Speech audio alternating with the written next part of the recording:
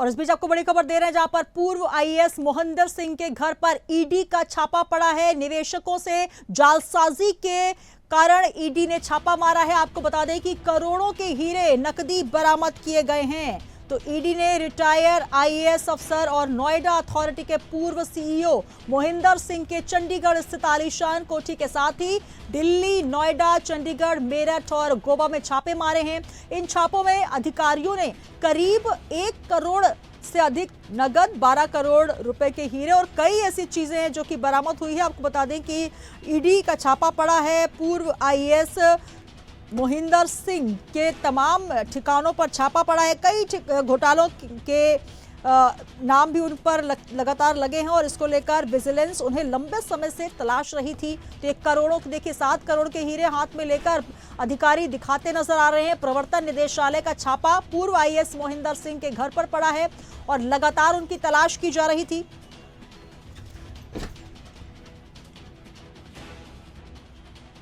और तमाम जानकारी के साथ एक बार फिर हमारे संवाददाता राशिद सिद्दीकी जुड़ चुके हैं। राशिद, ईडी ने रिटायर्ड आईएएस अफसर और नोएडा अथॉरिटी के पूर्व सीईओ मोहिंदर सिंह के तमाम ठिकानों पर छापा मारा है। कुल मिलाकर लंबे समय से कई आरोपों के संगीन आरोप उन पर लगते रहे, घोटालों के आरोप लगते रहे और अब प्रवर्तन निदेशालय की कसावट नजर आ रही है। सीधे सीधे ठिकानों पर पहुंचे हैं। अभी तक क्या कुछ अपडेट मिल पाई है, क्या कुछ तलाशी में मिल पाया है?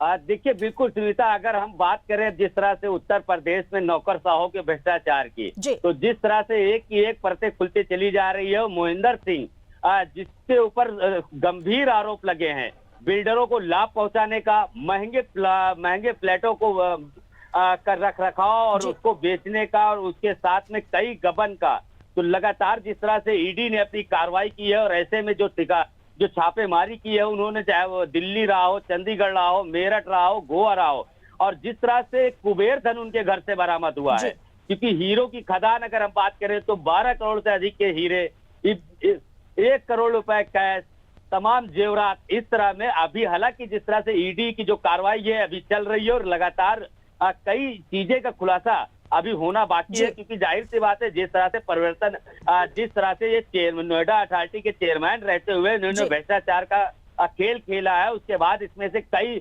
लोगों को लाभ पहुंचाया और कई इनके साथ अभी इन्वॉल्व भी हैं। तो अब देखना ये होगा कि ईडी अब इन पर किस तरह का शिकंजा कसती है या कितने भी अहम खुलासे करती है, क्योंकि एक ना एक परतें खुल के सामने आ रही हैं। जी बिल्कुल। राशिद, जिस तरीके से देखा जाए मायावती के शासन काल में 1400 करोड़ का इन पर घोटाले का आरोप लगा। अब जब सरकार बदली और उत्तर प्रदेश सरकार योगी आदित्यनाथ ने तमाम ठिकानों पर इनके दबिश देने की कार्रवाई के निर्देश दिए और देखिए कितना बड़ा घोटाला और कितने सारे करोड़ों का जो घोटाला है उसको लेकर लगातार कागजात निकल रहे हैं। अभी हम ईडी ऑफिसर के हाथ में देख रहे हैं 7 करोड़ के हीरे मिले हैं। तो कुल मिलाकर जहां जहां दबिश दी जा रही है, घोटालों के नए नए निशान और साथ ही जो धन कुबेर की आप बात कर रहे हैं, निश्चित तौर पर वहां पर आलीशान कोठी के साथ साथ तमाम दस्तावेज और सबूत भी निकलते जा रहे हैं। देखिए, बिल्कुल, क्योंकि देखिए लगातार बसपा सरकार के समय में ही इनके ऊपर जिस तरह से भ्रष्टाचार, जिस तरह से गबन का आरोप लगा था, उसके बाद से, लेकिन हालांकि देखिए कहीं ना कहीं से जिस तरह से नोएडा अथॉरिटी की, अगर हम उत्तर प्रदेश की बात करें तो सबसे बड़ी अथॉरिटी मानी गई नोएडा में जो है जो निवेशक हैं, भारी संख्या में बिल्डर है, बड़े बड़े वहां पर बिल्डर है, ऐसे में उनसे साठगांठ उनके फ्लैटों से धन उगाही, तमाम तरह जो है आरोप वो इनके ऊपर लगे थे। उसके बाद से, हालांकि उसके बाद से ये फरार हो गए थे, मतलब ईडी के जो है हत्थे नहीं चढ़ रहे थे। लगातार ईडी कई बार इनको सम्मन और नोटिस भी दे चुकी थी, हालांकि उनके बुलाने पर भी नहीं आए।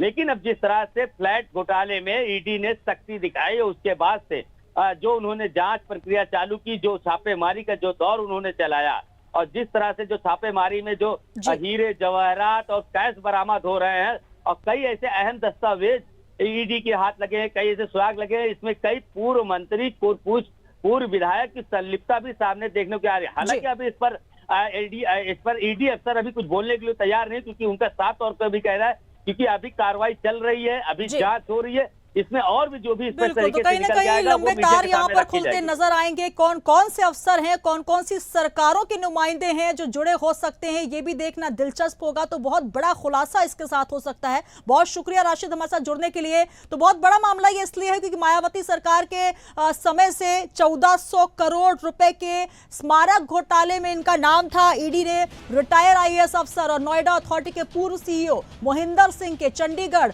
स्थित आलीशान कोठी में तो छापा मारा ही है, साथ ही दिल्ली, नोएडा, मेरठ और गोवा में भी छापे मारे जा रहे हैं। और साथ ही तकरीबन 1 करोड़ रुपए नगद, 12 करोड़ रुपए के हीरे, 7 करोड़ रुपए मूल्य के सोने के जेवरात और कई संदिग्ध दस्तावेज ईडी लगातार खंगाल रही है। मनी लॉन्ड्रिंग से जुड़ा ये मामला, लगातार पूछताछ जारी है। अब देखना दिलचस्प होगा कि इसमें किन किन के नाम निकलकर सामने आते हैं।